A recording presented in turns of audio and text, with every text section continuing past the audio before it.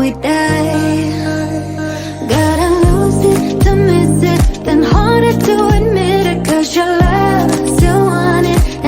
Hello guys, कैसे हो आप। Welcome back to my channel Angrezi Seekho.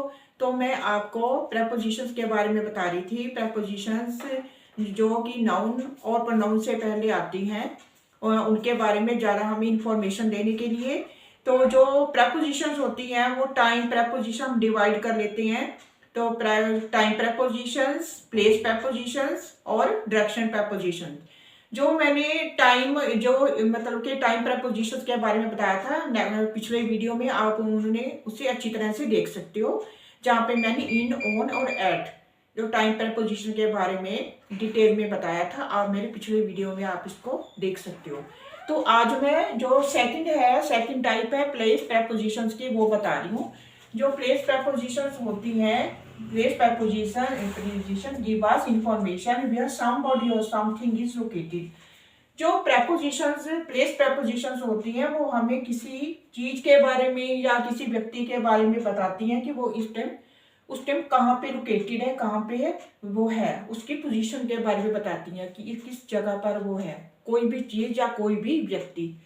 तो जो इसके उदाहरण है वो है in, on, at, under, below, above, far, near, into, over. इसकी जो है कितनी एग्जांपल्स जो है वो मैंने दी हुई यहाँ पे बिसाइड, और कुछ और भी हैं। तो मैंने कुछ एग्जांपल्स आपको दी हैं प्लेस प्रपोजिशंस की, जो कि हमें किसी व्यक्ति के बारे में या किसी चीज के बारे में बताती है कि वो कहाँ पर है, कहाँ पर स्थित है। तो पहले हम इनका प्रयोग करेंगे, इनके बारे में बताएंगे कि इन जो है प्रपोजिशन कहाँ पे लगाई जाती है। तो पहले मैंने ये आपको बताया कि जो इन है वो बड़े, जैसे कि स्टेट है, कंट्री है, सिटी है, उसके बारे में हमें बताती है बड़ी जगह के लिए। ठीक है, जो बड़ी जगह होती है, जैसे कि मैं एग्जांपल है कि ही लिव्स इन दिल्ली, वो दिल्ली में रहता है। जो दिल्ली है वो एक सिटी है। ठीक है, तो जो मतलब कि जो बड़ी जगह है, दिल्ली जो है बड़ी जगह है, पर हमें ये नहीं पता कि वो दिल्ली में कहाँ पे रहता है। ठीक है, जब हम बड़ी जगह होती है, बिगर जो प्लेसेस होती है, उनके लिए हम इन प्रयोग करते हैं। लेकिन अगर मैं ये बताऊं, उसका एड्रेस बताऊं कि वो दिल्ली में किस जगह पर रहता है, जैसे कि he lives at Krishna Nagar. जो दिल्ली में अलग अलग जो होते हैं इलाके बने होते हैं, छोटे छोटे जो जगह बनी होती है, जैसे कि कृष्णा नगर है, यमुना विहार है, बहुत सी अलग अलग दिल्ली को डिवाइड किया गया है छोटी छोटी जगह में। जैसे कि कृष्णा नगर मैंने आपको बता दिया, लक्ष्मी नगर है। ठीक है, कितनी जो है बनी हुई है स्टेट्स की। अगर मैं बताऊं आपको खास एड्रेस, में दिल्ली में इस जगह पर रहता हूँ, मैं कृष्णा नगर में रहता हूँ, यमुना विहार में रहता हूँ, या मैं आई लिव एट लक्ष्मी नगर, चंदन नगर, कितने नगर बने हुए हैं। ठीक है, अलग अलग नगर में डिवाइड किया हुआ है। तो जो कृष्णा नगर है वो दिल्ली की छोटी सी जगह है। जो छोटी जगह होती है, स्मॉल प्लेसेस के हम ऐड का प्रयोग करेंगे। लेकिन जो दिल्ली है, ठीक है, जैसे आप दिल्ली हो गया, हैदराबाद हो गया, कोई हरियाणा, पंजाब स्टेट हो गया, कंट्री हो गया, इंडिया हो गया, यूएसए, कोई भी है जो बड़ी जगह है, उसके लिए आप इनका प्रयोग करेंगे। लेकिन उस जगह के अंदर जो छोटे छोटे नगर, छोटी छोटी जगह बनी हुई है जहां पर आप रहते हो, तो वहां पर के लिए हम ऐड का प्रयोग करेंगे। तो ठीक है, कुछ एग्जांपल मैं आपको ये भी देती हूँ, जैसे कि कोई इनका प्रयोग हम वहां पर भी करते हैं जो एरिया मतलब कि एनक्लोज्ड हो, घिरा हुआ हो दीवारों से। जैसे कि कोई है Ram works in a shop. ठीक है, क्या कह सकती हैं, Mohan works in a factory. ठीक है, जो शॉप है उसके अंदर काम करता है ना राम। अगर मतलब कि जो शॉप है वो घिरी हुई है चार दीवारी से, तो अगर कोई चीज चार दीवारी से घिरी हो तो उसके लिए भी हम इन वर्ड इस्तेमाल करेंगे, इन प्रपोजिशन यूज करेंगे। जैसे Mohan works in A factory, Mohan जो है किसी फैक्ट्री में काम करता है, मतलब कि फैक्ट्री जो है वो भी चार दीवारी से घिरी हुई है, इसलिए वहां पर भी हम इन वर्ड, इन जो प्रपोजिशन है वो यूज करेंगे। ठीक है, और अगर मैंने एट की बात करूं, जब हमने मतलब कि आपसे कोई मिलने आ रहा है, अगर मुझसे कोई मिलने आ रहा है, मैंने उसको अपनी लोकेशन बतानी हो कि मैं इस वक्त रेस्टोरेंट पर हूँ या किसी शॉप पर हूँ, तो इसका मतलब ये है कि मैं किसी रेस्टोरेंट के बाहर खड़ा हूँ। ठीक है, रेस्टोरेंट के अंदर नहीं हूँ, रेस्टोरेंट के बाहर खड़ा हूँ। अगर आपने किसी को बताना हो कि मैं इस वक्त बस स्टॉप पर हूँ या रेस्टोरेंट पर हूँ या किसी शॉप पर हूँ, ठीक है, एयरपोर्ट पर हूँ, तो इसका मतलब ये नहीं है कि आप किसी के अंदर, किसी अनक्लोज्ड एरिया के अंदर हो। आप एयरपोर्ट के बाहर खड़े हो सकते हो, एयरपोर्ट के नज़दीक खड़े हो सकते हो, शॉप है, शॉप के बाहर है या शॉप के नज़दीक खड़े हो सकते हो। तो आपने लोकेशन बतानी है किसी को, तो आप उस जगह पर आप ऐट का प्रयोग करेंगे। लेकिन अगर आप अंदर वेट कर रहे हो, रेस्टोरेंट के अंदर वेट कर रहे हो, जो एरिया इनक्लोज्ड हो चार दीवारी की, तब आप इन वर्ड का इस्तेमाल करोगे जब आप किसी चीज के अंदर हो। लेकिन अगर किसी चीज के बाहर खड़े हो, किसी शॉप पर खड़े हो बाहर, ठीक है, जैसे कि अब सिनेमा हॉल है, सिनेमा हॉल के बाहर शॉप्स बनी होती हैं, आपने किसी को बताना है कि मैं इस सिनेमा हॉल के बाहर किसी शॉप पर खड़ा हूं, तो आप एट वर्ड यूज करेंगे जो वहां पर, जैसे कि uh, Ram sorry Ram is standing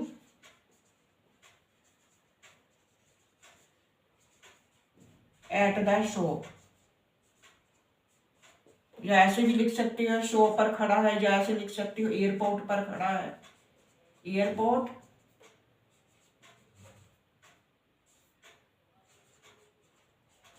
bus stop, कोई भी ऐसी जगह जो राम है वो शॉप पर खड़ा है, मतलब कि शॉप पर खड़ा हुआ है, शॉप की इर्द गिर्द खड़ा है।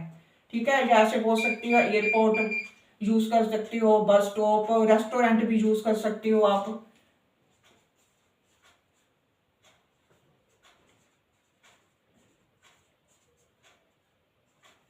रेस्टोरेंट, ठीक है। अगर आप इन जगहों पर खड़े हो, ठीक है, आपने किसी को बताना हो कि मैं शॉप पर खड़ा हूं, तो आप एट वर्ड इस्तेमाल करोगे, इन नहीं, क्योंकि जो शॉप है आप शॉप के बाहर खड़े हो या इर्द गिर्द खड़े हो, एयरपोर्ट के बाहर खड़े हो या बस स्टॉप पे खड़े हो या रेस्टोरेंट के बाहर खड़े हो, अंदर नहीं हो लेकिन बाहर खड़े हो, तो आपने एट वर्ड यूज करना है। ठीक है, एट प्रपोजिशन यूज करनी है। लेकिन अगर आप किसी चीज के अंदर हो, एनक्लोज्ड एरिया है, वो घिरा हुआ है, तो आप इन वर्ड यूज करोगे। ठीक है, जैसे मैं आपको बता दूंगा, आप मैंने किसी को बताना हो कि मैं घर पर हूँ, ठीक है, मैं घर पर, मतलब कि घर पर तो है आप, लेकिन किसी रूम में नहीं है, या लॉन में है, या बाहर घर के नजदीक हो, ठीक है, या घर के लॉन में हो, या किसी कमरे के बाहर हो जो एनक्लोज्ड नहीं है, तो आप यूज करोगे आई एम एट होम। ठीक है, I am at home.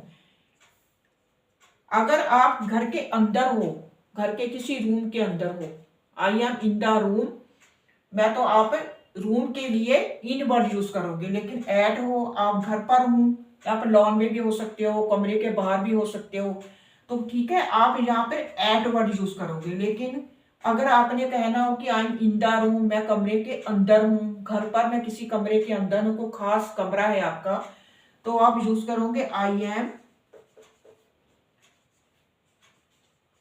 In the room, मैं कमरे के अंदर हूं। ठीक है, घर पर किसी अपने कमरे के अंदर हूं, एट होम। जो रूम है वह एनक्लोज्ड है, ठीक है, चार दीवारी से, तो यहाँ पर इन लगाएंगे, और ये रूम है, रूम के अंदर है ये। ठीक है, ये तो होम है, तो इसके लिए आप एट वर्ड यूज करोगे।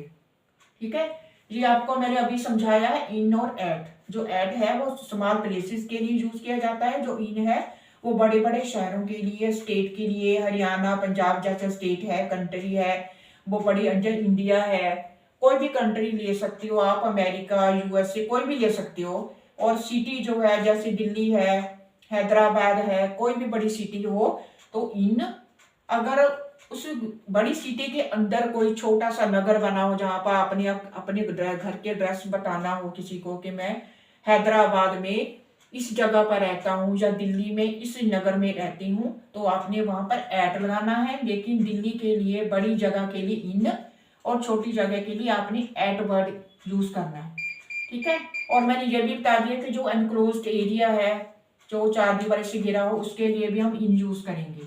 जैसे Ram works in A shop, Mohan works in a factory, जो चार दीवारी से घिरी हुई है। लेकिन अगर आपने बताना हो कि मैं यहाँ पर खड़ा हूँ, मैं रेस्टोरेंट पर खड़ा हूँ लेकिन अंदर नहीं, बाहर किसी भी जगह रेस्टोरेंट की इर्द गिर्द, बाहर कहीं भी, तो आपने उस जगह के लिए आपने एट यूज करना है। ठीक है। जैसे Ram is standing at the shop, eight the shop जो कि शॉप के इर्द गिर्द है। अगर शॉप के अंदर कोई कमरा है उसमें आप नहीं हो, लेकिन शॉप के इर्द गिर्द खड़े हुए किसी की वेट कर रहे हो, आप उसको बता रहे हैं मैं इस शॉप पे हूँ या एयरपोर्ट पर हूँ, आपका इंतजार कर रहा हूँ, बस स्टॉप पर, बस स्टॉप पे कहीं भी आप खड़े हो सकती हैं, बस स्टॉप इतना बड़ा होता है आप कहीं भी खड़े हो सकती हो, तो एट वर्ड यूज करोगे आप। छोटी जगह है ना, बस स्टॉप, एयरपोर्ट, ठीक है, रेस्टोरेंट और कोई भी शॉप हो जो छोटी जगह है, किसी भी शहर की छोटी जगह है, उसके लिए आप एट वर्ड यूज करोगे। और यह भी मैंने बता दिया कि अगर आपने किसी को बताना हो कि मैं घर पर हूँ, आई एम एट होम पर, ठीक है, लेकिन किसी खास कमरे में हो जो एनक्लोज्ड हो तो आप बताओगे I am in the room at home. तो अब मैं आपको, ये तीसरी रह गई है ओन।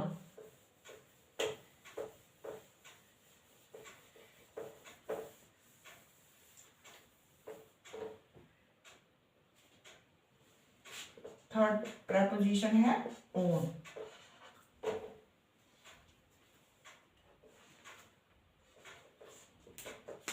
ऑन जो है हम तब प्रपोजिशन को यूज करेंगे जहां हम किसी सरफेस के ऊपर खड़े हुए हैं, ठीक है, और जो टच कर रहा है। जैसे आई एम, या कैट लिख लो, कैट का एग्जांपल दे दो, cat is on the table,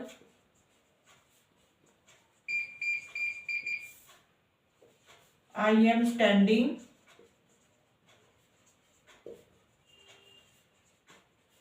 on the roof.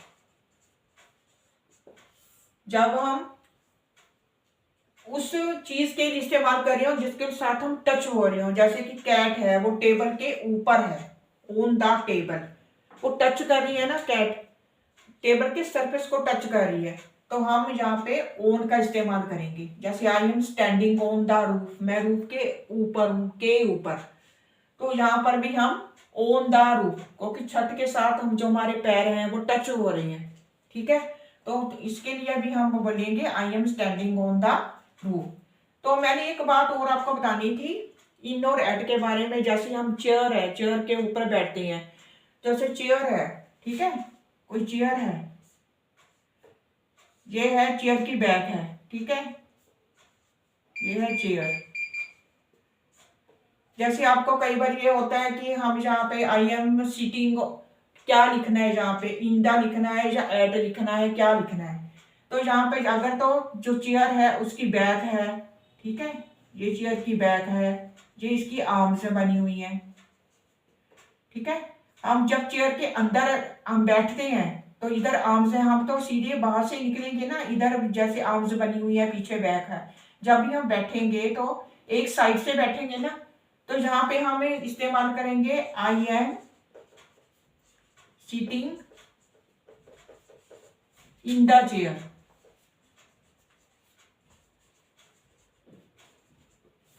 यहाँ पे इन इस्तेमाल करेंगे।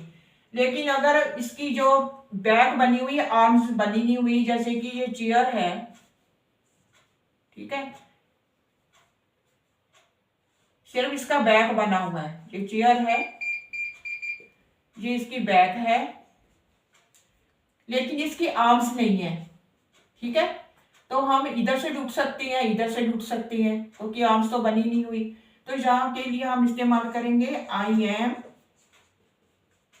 सिटिंग एट द चेयर,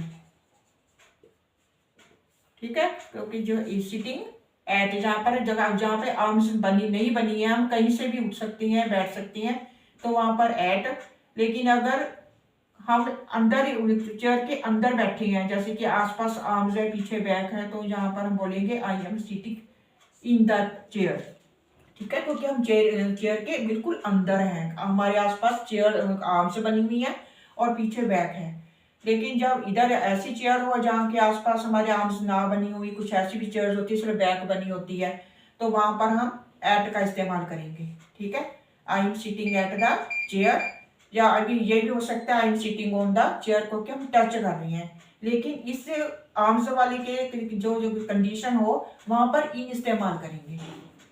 ठीक है, और अगर ऐसा हो कि आई एम सिटिंग एट या ऑन, ये भी लग सकता है ऑन, तो वहाँ जहाँ पर क्योंकि हम टच कर रहे हैं इसलिए I am sitting at the chair या ऑन द चेयर, लेकिन इस कंडीशन में हम इन लगाएंगे जहाँ पर आर्म्स बनी हुई होती हैं, क्योंकि हम चेयर के जो बैठना है उठना है तो एक ही साइड से हम उठ सकते हैं, इधर उधर से नहीं उठ सकते। ठीक है, तो मैंने आपको सिर्फ ये अभी ये पहले बताया है इन ऑन और एट के बारे में, लेकिन अभी कुछ और भी है प्रपोजिशंस जो मैं आपको कल बताऊंगी, प्लेस प्रपोजिशंस। अभी मैंने इन 3 के बारे में ही बताया है, जो बाकी है वो आपको मैं कल कवर कर दूंगी इसका। तो ठीक है, आपको, मुझे उम्मीद है आपको कुछ समझ में आ गया होगा, तो आप मुझे कमेंट्स करके बताएं कि आपको कैसा लगा। तो मेरे वीडियो को शेयर करें और चैनल को सब्सक्राइब जरूर करें। Thank you for watching.